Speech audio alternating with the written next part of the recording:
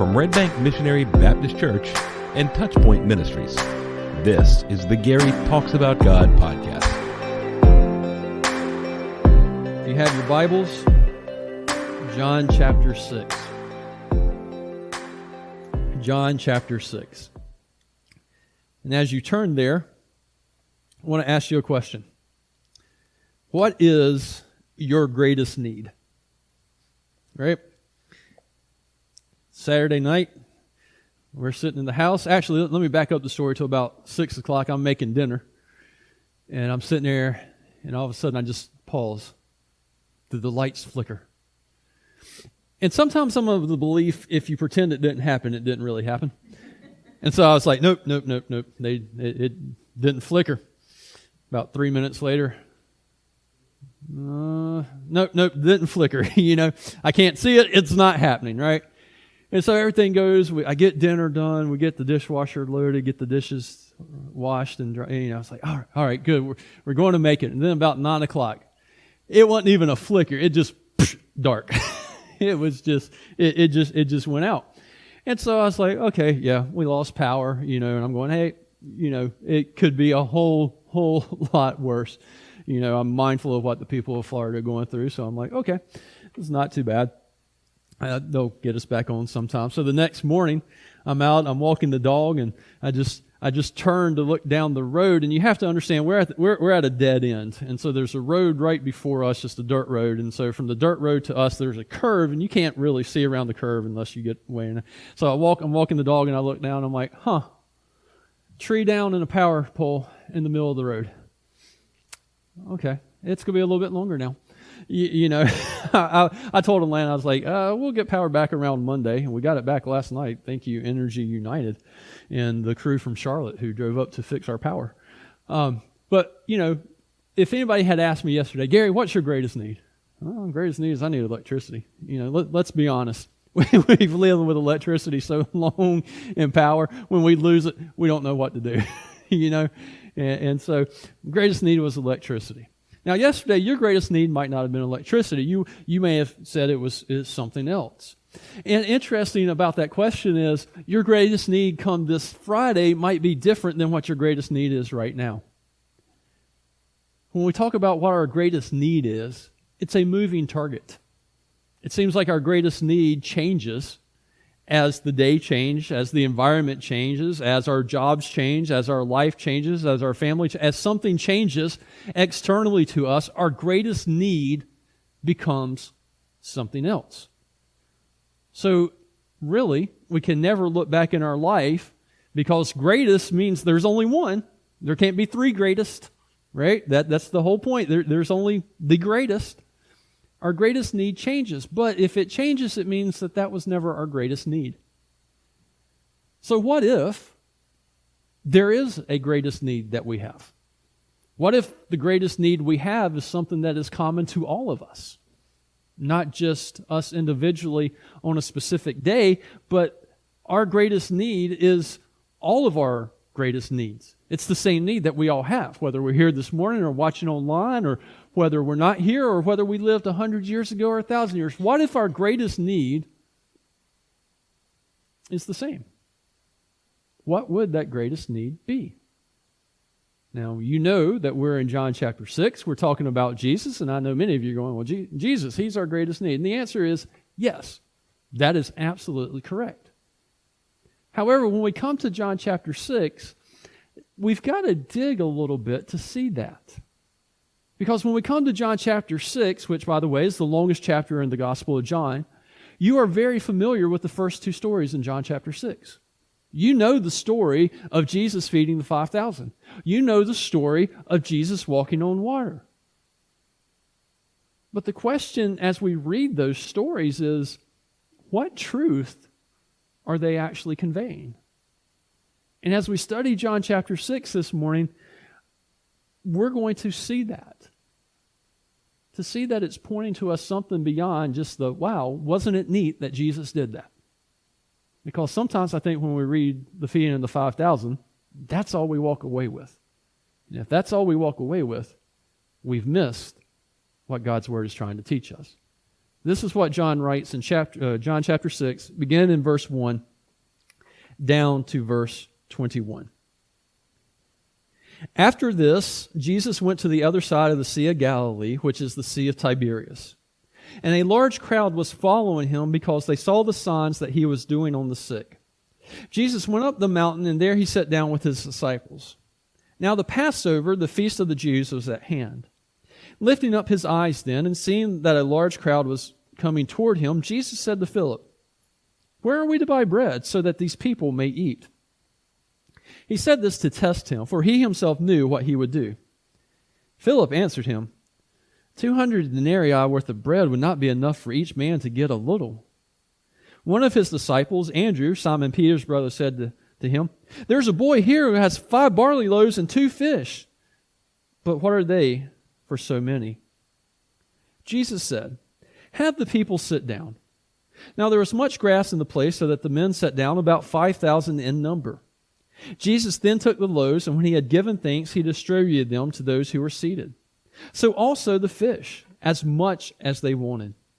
And when they had eaten their fill, he told his disciples, "Gather up the leftover fragments, that nothing may be lost." So they gathered them up and filled 12 baskets with fragments from the 5 barley loaves left by those who had eaten. When the people saw the sign that they had done, they said, "This is indeed the prophet who has come into the world." Perceiving then that they were about to come and take him by force to make him king, Jesus withdrew again to the mountain by himself. When evening came, his disciples went down to the sea, got into a boat, and started across the sea to Capernaum. It was now dark, and Jesus had not yet come to them. The sea became rough because a strong wind was blowing. When they had rowed about 3 or 4 miles, they saw Jesus walking on the sea, and coming near the boat, they were frightened. But he said to them, "It is I. Do not be afraid." Then they were glad to take him into the boat, and immediately the boat was at the land to which they were going. So this morning, as we walk through this, let's look at the first miracle. Let's look at Jesus miraculously feeding the crowd. When we ended chapter 5, Jesus was in Jerusalem, and now John gives us an indefinite period of time and says Jesus now is returned to Galilee. Specifically, he is near the Sea of Galilee, and he has gone over, it tells us, to the other side. So if you're looking at the Sea of Galilee, he would be on the eastern side of that sea. John also tells us this: it is Passover, the feast of the Jews, is at hand. That's going to come important in the latter part of John chapter 6, but it's kind of preparing us for where John is going. So John is kind of setting the stage, and he's saying that Jesus is there, and Jesus is going up to the mountain, which is kind of interesting. It tells us that this is a place that was known to Jesus and the disciples. We're not entirely sure which mountain, but he's going up to the mountain.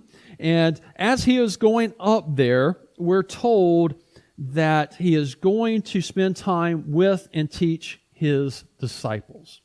All right, so he's going up to the mountain. It tells us there's a grassy place in just a minute. So imagine the mountains there aren't quite like the mountains here. Right? I mean, they're not huge mountains, but they're kind of rolling and got some level places. So Jesus is going up there, sit down. He's going to teach his disciples, but there's a problem. And here's the problem. The problem is that Jesus has an audience. Look at what it says in verse 2. A large crowd was following him. A large crowd was following Jesus. Why? Why was the crowd following him? Well, they're following him because Jesus is curious. He's a curiosity to them. They have seen Jesus heal the sick, right? So they're following him because they're seeing Jesus do all these miracles and healings, and they see Jesus like a genie in the bottle that's just come and is healing them, and they want to see more.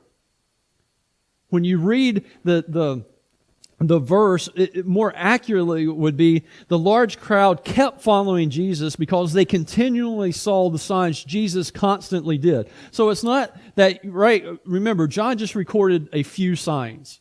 But he also tells us that Jesus did a lot of signs. And here we're told that Jesus is doing a lot of signs. He had compassion on them, so he's healing their sick. And the people, the crowd, are amazed because they hadn't been able to get well. Their children are healed. Maybe their sister is healed, their brother, their mom. People are being healed. And they're like, you know what? I want to see more of this. I want to see more. This is amazing. Which again brings us to the question, when you go to look for Jesus, what are you looking for? Here the crowd is looking just to see a miracle worker. Right? They just want to see another miracle. It's amazing. They've never seen anything like it.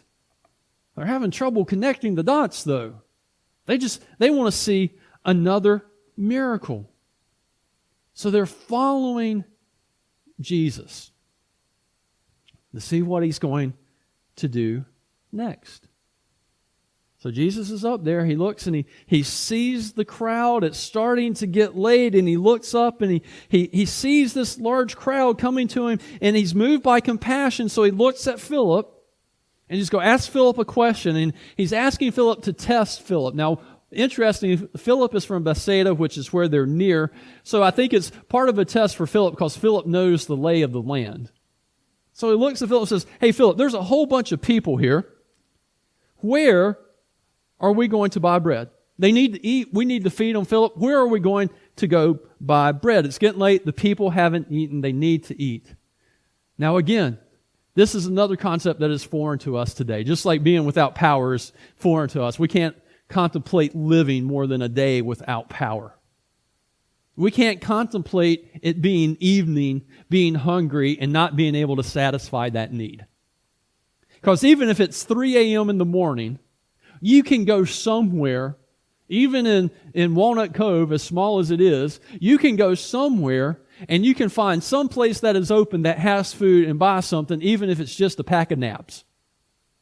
We have no concept of not being able to obtain food at any time that we want. Food that is already prepared and already made. In this part of the country, this wasn't Jerusalem, this wasn't the posh capital, but even then in the middle of the night you have trouble finding food. This was a place where it is mostly agrarian, it is mostly subsistence farming and living. And so they would get up in the morning and they would make bread. And you know what would happen? If the bread ran out in the evening and it was still 4 hours to go before you went to bed, you know what happened? You went to bed hungry. Right? You know, I like making bread. I enjoy it. Praise the Lord, I got a bread machine. Right? So I just put it in there, press a button, and the dough comes out, then I toss it in the oven. I don't have to knead it. I don't have to make it. I don't have to do all that. And if it runs out, you know what I can do? I can toss some more stuff in the bread machine. I can make another loaf of bread. They can't do this. There's nowhere to go. It's barren. It's a desolate place. There is no 7-Eleven on the corner. And Jesus looks up, and there's a lot of people there. It says there's at least 5,000 men. And when it says men, it means men, not counting women and children. And if you do the math, if you just run some really simple numbers and say there's 5,000 men and half of those were marriageable age and they were married and they had one kid, it is really quickly to go from 5,000 men to 9,000 to 11,000 people very, very quickly without stretching the parable to say there was 100,000 people on the hill, right? We don't need to do that. But legitimately, you can get to 9,000 to 11,000 people quickly. How are they going to feed all of these people? Think about how hard it is to feed 30 people at Thanksgiving. Right? We talked about disaster relief there in Florida. They could prepare 20,000 meals a day. I think they have capacity for 30,000. Right now they're running at 20, preparing 20,000 meals a day. And that's with electricity. That's with their generators. That's with, in a lot of cases, food that's already been prepared. They're not making the bread that goes on the hamburger buns. They just using the buns. Right? It's a huge problem that needs to be solved. The people are hopeless or helpless. Ask Philip, what are we going to do? Philip looks at him and says, Jesus, I got nothing. Even if I had 200 denarii, which is about, one denarius is a day's wage. He says, even if I had about 8 months of wages, I don't think I can buy enough bread, not to mention the fact there's no place that has that much bread. What are we going to do? Jesus is bringing them to the point to get them to understand that they are helpless, that there's nothing that they can do. So into this situation comes Andrew, right? Andrew is always bringing somebody to Jesus, right? Andrew brought Peter. Now he's bringing a boy who has his happy meal of 2 fish and 5 loaves, right? And here comes this little boy, and I'm getting ready to shatter a Bible picture for you again. All right? This little boy comes riding up on a donkey. No.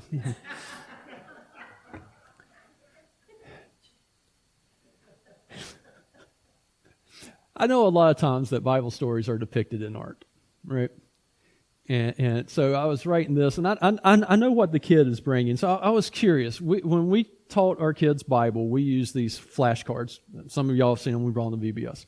So I was like, all right, I want to go see the picture, how it was depicted in flashcards. And sure enough, it was exactly what I thought.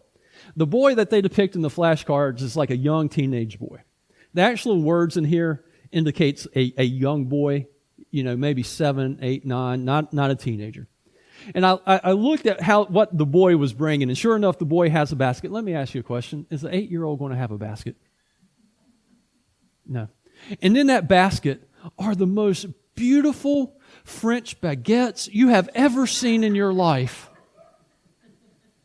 And they're laying right next to these giant salmon that this kid just happened to have. He's got French baguettes and raw fish. Let me ask you a question. Do you think that's what the kid had? No. John tells us he had barley bread, which is the bread of the poor. Y'all remember those gosh awful rice cakes of the fad like years and years ago? They were probably about that size and probably tasted about that good. So this kid's got 5 pieces of bread about like this. The fish that he has is fish jerky. He's going to have some dried fish. Right? Well, why ain't he going to have fresh fish? Because it's going to smell, it's going to be rotten. All right? He's going to probably have some dry fish. If you're going out for a day, you're not taking huge loaves of bread and fresh fish that you're going to have to fillet and cook. This is what the kid has. It's not enough for an adult male. It could maybe, knock the hunger off him, but for anybody else, it's just going to kind of get rid of the hangry and just, I'm all right for the moment. Again, they're helpless. There's nowhere to buy bread. There's all these people. The kid doesn't have enough food. The disciples are looking around going, what are we going to do? There's no amount of human intervention that is going to solve this problem. Yet Jesus can solve it. The disciples fail to realize who Jesus is. They fail to realize the power that he has. They don't know who was standing there in front of him. So Jesus takes the bread and he gives thanks. Notice he doesn't bless it. He gives thanks. Subtle but important distinction. An old Jewish or common Jewish blessing is, "Blessed are you, O Lord, our God, King of the universe, who brings forth bread from earth." What is Jesus doing? He's giving thanks for the bread and bringing forth bread from earth. He's literally fulfilling what that prayer says. And then he does the same with the fish. And he says, after this, he says, look, take it and distribute to those who are in need. This is one that I want to put on DVD playback in heaven. Because me being logistical, I want to see the logistics of this. Did just a mound of food appear in front of Jesus and they just take the pieces? Did they have, a basket that they were using, and as they handed food out, the food just never disappeared, like the widow with the oil, who the oil just never disappeared. How did this is me, okay? I know it's silly, but logistically speaking, how did the miracle take place? I want to know what happened. But however it happened, everyone there who had been following Jesus for a sign saw another sign. They saw him take those 5 loaves and those 2 fish and give thanks and feed everybody there, it says, in much as they wanted. So not even just a little bit of the boy's snack to make them feel better, as much as they wanted. And subsistence life, where maybe they didn't sit down to a meal every day and eat as much as they wanted, right there on the hill with Jesus, they ate as much as they wanted. And they became witnesses to the sign. It says, verse 14, they saw the sign. They understood. They saw the miracle. They knew that it was a miracle. All right, so that's miracle number 1. Miracle number 2, Jesus walks on the water. Another miracle. The disciples are there. It's getting late. It's dark. Jesus is not with them. It says that Jesus has gone back up to the mountain. He's going to pray, and so he withdrew again by himself. The disciples are down on the Sea of Galilee, and they're going to get in the boat, and they're going to start across to Capernaum. Now, a little bit of information about the Sea of Galilee. The Sea of Galilee, interestingly enough, is the second lowest, meaning below sea level, lake in the world. Number 1 is the Dead Sea. All right? The difference between the Dead Sea and the Sea of Galilee is the Dead Sea is salty and the Sea of Galilee is fresh water. That's why you can fish the Sea of Galilee. You can't fish the Dead Sea. Also, it has a unique topography in that it's surrounded by these mountains, and so the winds will come down the mountains and blow out on the lake, and making the lake very treacherous. And so it'd be easy for you to set out in its fairly calm waters and get out into the lake and be very choppy. And it's not a big lake. It's about 13 miles north to south and about 8 miles east to west. So you could get in a boat, and if it was a nice day and the winds were not against you, you could row from one side to the other. You could put up your sail and get from one side to the other fairly quickly. If you're an experienced fisherman, like some of the disciples were, you know how to navigate the lake. You know how to sail. You know how to get across. And so they jump in their boat, and it's going to be like just any other time that they've crossed the sea. They're in their boat. They're crossing the sea. And then all of a sudden, verse 18, the sea became rough because a strong wind was blowing. So there's this wind against them, and they only rowed about 3 or 4 miles. So they're maybe halfway across the lake. The lake has become choppy, and if you've ever tried to be in a boat in choppy waters, you know the difference between waters that are choppy and waters that are calm. If the waters are choppy, it's just miserable. Your going is slow, because as you go one way, the waves push you back the other way. And they don't have an Evinrude on the back of their boat, right? They got to do this by wind or by oar. And they're not making any progress. And they're sailors. They're fishermen. They would know how to get the boat across. And they can't do it. It'd be frightening. Right? I mean, the lake would turn up good squalls, good waves. And if you're in a 12-foot boat, wooden boat, that can go over pretty easily. So here they are. Again, imagine, they're trying, they're doing their best, they can't make any progress, and then all of a sudden, they look, and it says that as they look out, in verse 19, they saw Jesus walking on the sea and coming near the boat. So they look out, and here is Jesus walking on the water. And this instills fear in them. It says that they were frightened. Now, real quickly, don't conflate 2 stories that are very similar. Okay, there is another story where Jesus is in the bottom of the boat asleep. The disciples are at top. Again, a storm rages, and they become afraid of the storm. They go down and wake Jesus up. Right? Read this again. And coming near the boat, they were frightened. What are they frightened at? What brings fear into their lives? It's the sight of Jesus walking on the water. It's not actually the conditions of the lake. They're afraid because, once again, they see the power of Jesus. They are confronted face to face with deity. And I think every now and then we get glimpses like this into the disciples' lives where we see that they are just overwhelmed when they realize who Jesus actually is. And this is one of them. They're just overwhelmed. Why? People can't walk on water. They have sailed that lake. They have fished that lake their entire lives. None of them have walked on water. Right? I know right now you can go on YouTube or wherever you watch videos and you can see people walking on water. And there's a common theme to these people walking on water. One of two things happen.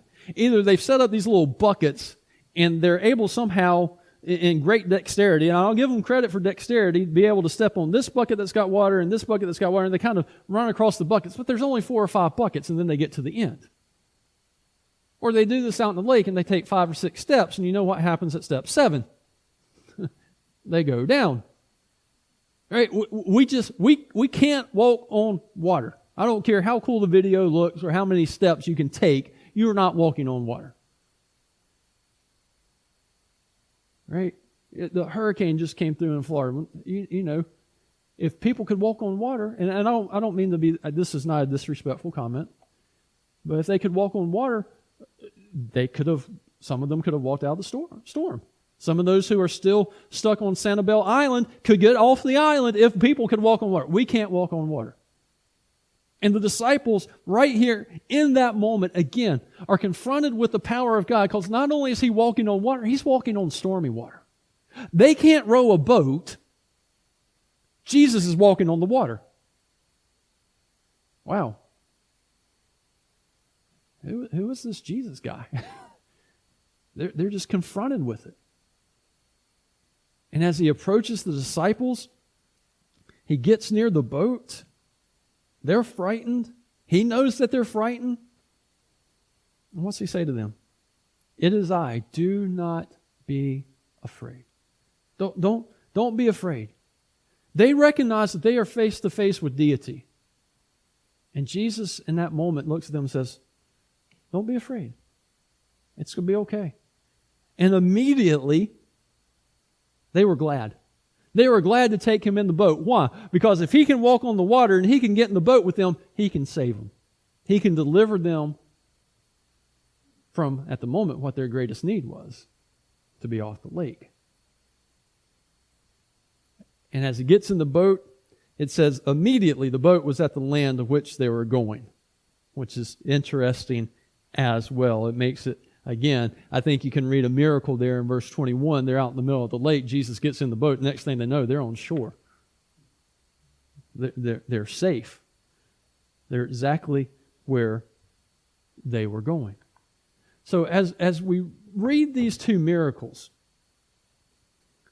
and we get to the end, and we ask ourselves, what's the significance? Right? Are we just supposed to be amazed? I mean, I'm amazed. Are you amazed? I mean, I know what it's like to feed 20 people at Thanksgiving. I know how hard that is. I'm amazed. I would love to walk in there, the kitchen, and grab one potato and give thanks for that potato and have a whole bowl of mashed potatoes.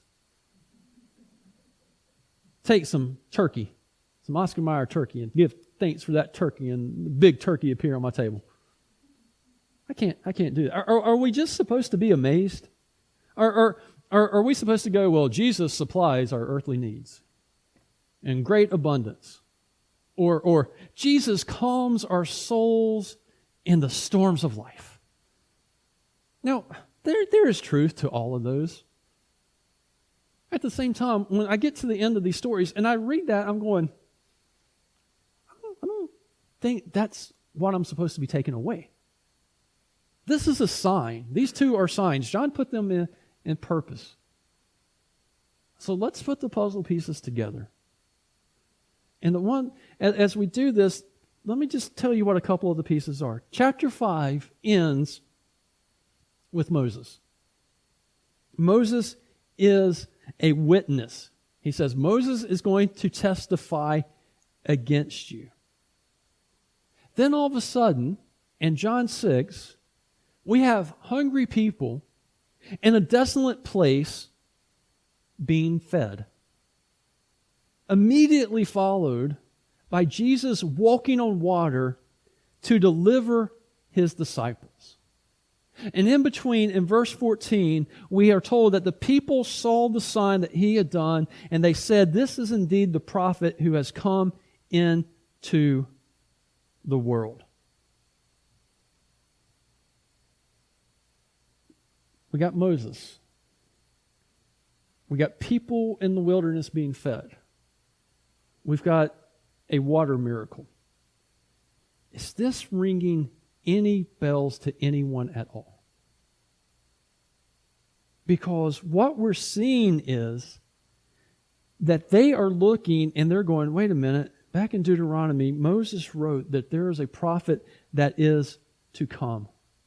And so they see this miracle, and they see it as a messianic miracle for what he has done and for what Moses did in the wilderness, right?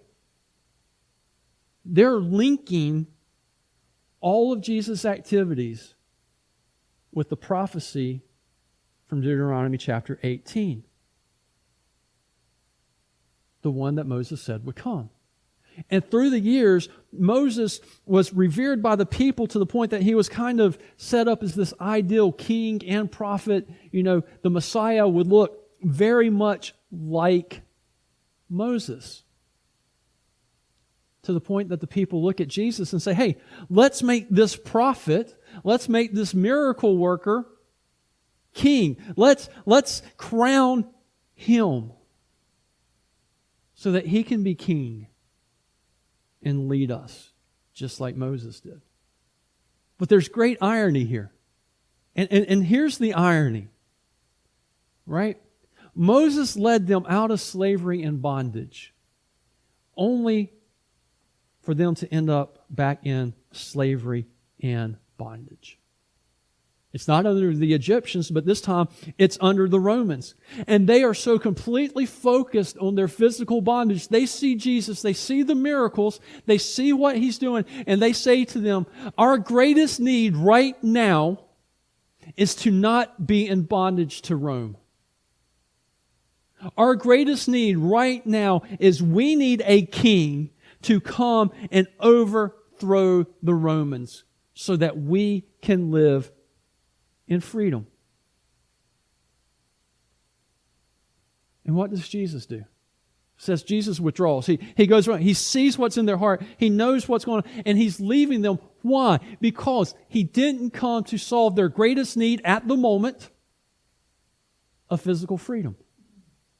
Jesus came to solve their greatest need. Our greatest need, which is the spiritual bondage that we are, to deliver us from that. Jesus doesn't care about Rome. That's not why he's there. He came to defeat sin and death, and he's not going to do that through a political rebellion. Jesus is going to defeat sin and death through the cross. And when he does that, Jesus then becomes the supplier of our most pressing, our most ultimate, our single greatest need that we have, and that is our salvation. And the signs in John 6 direct our attention to the truth that, what Moses did was great. What Moses did was great when he stood on the shore of the Red Sea and prayed, and the winds drove the sea back. But Moses didn't really drive the sea back, did he? It was God.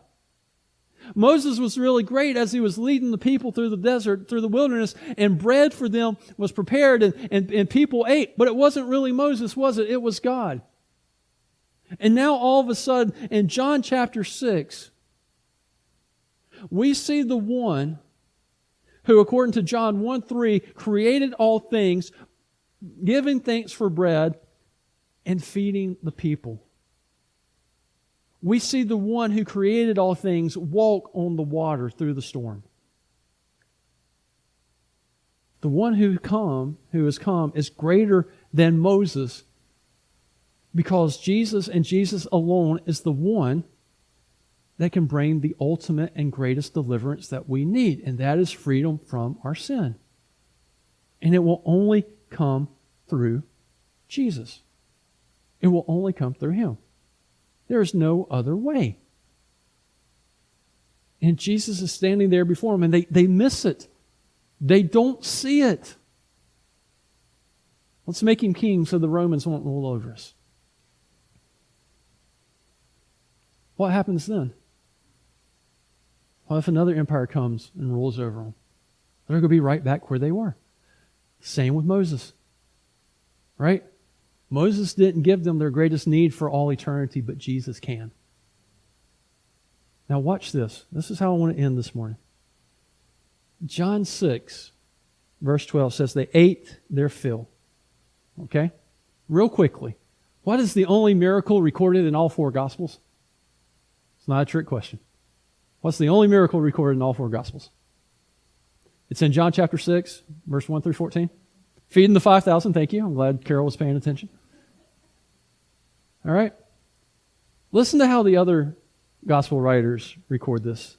Matthew 14:20, they all ate and were satisfied.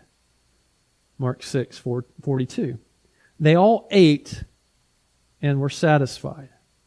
Luke 9:17, they all ate and were satisfied. They all ate and they were satisfied. Moses provided food for the people and they ate, but we're never told that they were satisfied. Never told that they were satisfied. And we can eat and we can be satisfied for a moment, but then that satisfaction's going to wear off. And we're going to eat again.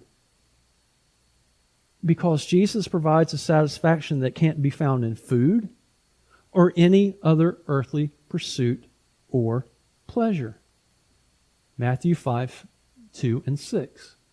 And Jesus opened his mouth and taught them, saying, blessed are those who hunger and thirst for righteousness, for they shall be satisfied. Blessed are those who hunger and thirst for righteousness, because they will be satisfied. Why will they be satisfied? Because in Christ we have our greatest need satisfied. We have our salvation satisfied. So when you come and you read John chapter 6, it's not pointing to a prophet, it's pointing to the Messiah. It's not pointing to an earthly kingdom, but a heavenly kingdom. It's not pointing to a temporal king, but an eternal king, to the one and only Jesus Christ who satisfies our spiritual need now and for all eternity. Then I heard what seemed to be the voice of a great multitude, like the roar of many waters and like the sound of mighty peals of thunder, crying out, Hallelujah, for our Lord our God reigns. Let us rejoice and exult and give him the glory, for the marriage of the Lamb has come and his bride has made herself ready. It was granted her to clothe himself with fine linen, bright and pure. For the fine linen is the righteous deeds of the saints. And the angel said to me, write this, blessed are those who are invited to the marriage supper of the Lamb.